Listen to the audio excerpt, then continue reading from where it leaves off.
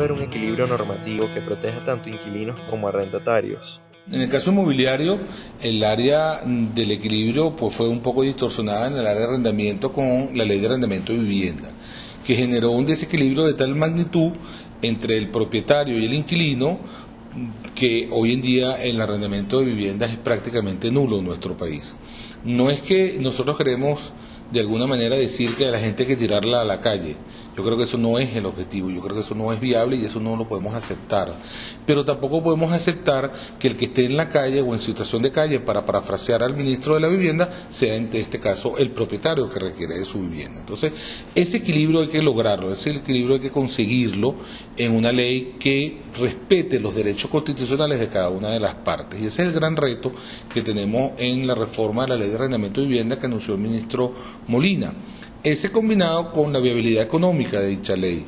Tampoco es viable que se pretenda hacer ver de que tú vas a cobrar un 3% anual de una renta o de un alquiler en tu inmueble basado en un avalúo que no representa los valores de mercado. Entonces, por un lado el avalúo que no representa los valores de mercado y por otro lado 3% anual en un país donde tenemos una inflación del 60% y una devaluación lamentablemente mucho mayor. Ese equilibrio lo logramos en la ley de arrendamiento de los comercios y de los locales comerciales. El equilibrio donde se respetaron los derechos constitucionales de los propietarios y de los inquilinos en el ámbito comercial y la ecuación económica de rentabilidad viable a tanto el inquilino como parte de su estructura de costos como al propietario como parte de su retorno en la inversión. Ese equilibrio se logró y esa es la primera ley que sale del consenso de las partes entre el gobierno y el sector privado, en este caso la Cámara Inmobiliaria de Venezuela, que es en este caso el gremio rector de la actividad inmobiliaria del país, donde está también la actividad comercial. Entonces, cuando tú logras el equilibrio, cuando ambas partes ceden en sus posiciones, cuando no se llevan las cosas solamente a la parte ideológica y la parte política, entonces es posible generar leyes que permitan el desarrollo sustentable, respetando los derechos constitucionales de la persona, respetando la parte social de lo que significa la parte comercial del país, pero también respetando la parte económica de aquellos que han invertido en este local comercial o en esta actividad. Hay especulación en los precios de los inmuebles. Yo nunca he sido de las personas que elimina los extremos. Yo los minimizo, más no los elimino. Yo estoy seguro de que alguien en algún lugar, propietario en algún momento, pues trató de maximizar indebidamente su rentabilidad. Pero también estoy seguro que del otro lado algún inquilino trató de hacerse valer o aprovecharse de una situación coyuntural. Ahora, esos son los extremos. Los países no se pueden mover por los extremos. La realidad es que, si bien es cierto, la vivienda es un elemento básico en la familia venezolana, porque es donde se desarrolla el núcleo familiar, también es cierto que el núcleo familiar no está exento de las vicisitudes económicas de un país. Entonces, en el sector primario, te voy a dividir la respuesta en dos. El sector primario, que son las viviendas nuevas, no es posible que tú me hagas creer a mí de que yo puedo construir vivienda al valor de hace 2 años, que es un poco lo que está pasando en el tema del 0800 Mi Hogar, que los promotores privados venezolanos y los constructores no están participando porque hay un techo en el valor que se le quiere dar, que es inviable. En un país donde tenemos una devaluación una inflación del 60% y una devaluación que nadie sabe cuánto es, porque de 6.30 pasamos a 10, a CIRME 1, a CIRME 2, bueno, hay tantas cosas que están pasando ahí, es bien complicado, pero la realidad es que muchos de estos productos se están importando, porque el mismo Banco Central habla de la escasez que está sufriendo no solo el sector privado, sino el mismo gobierno.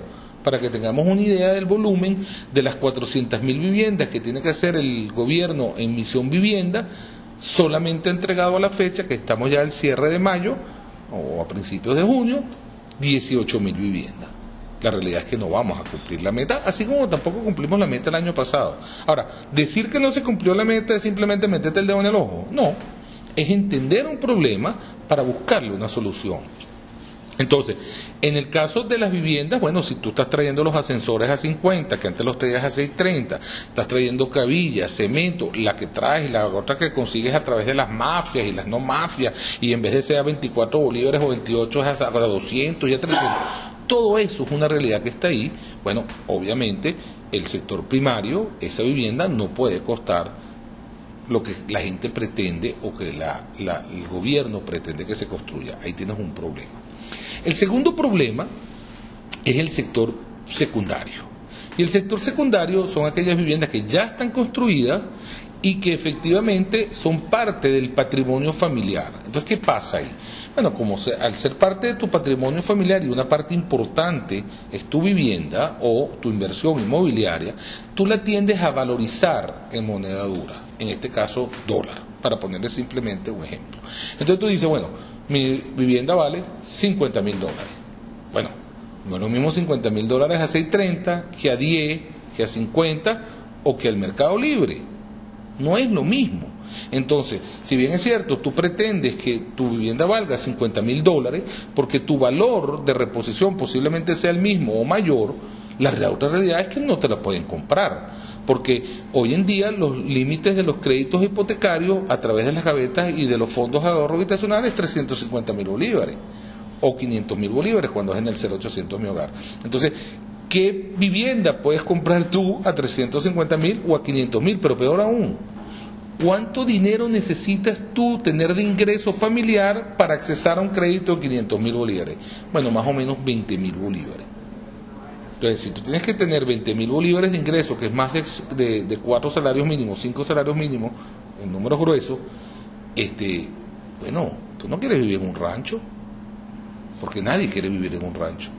Entonces no puedes accesar al crédito porque no te da, pues.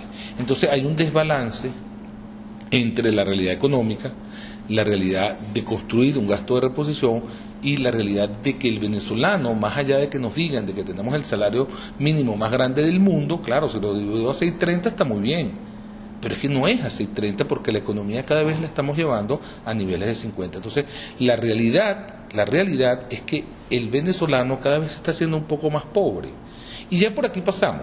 Esto no es nuevo. En el año 83, cuando el famoso Viernes Negro, hubo una gran devaluación, nunca a los niveles de hoy.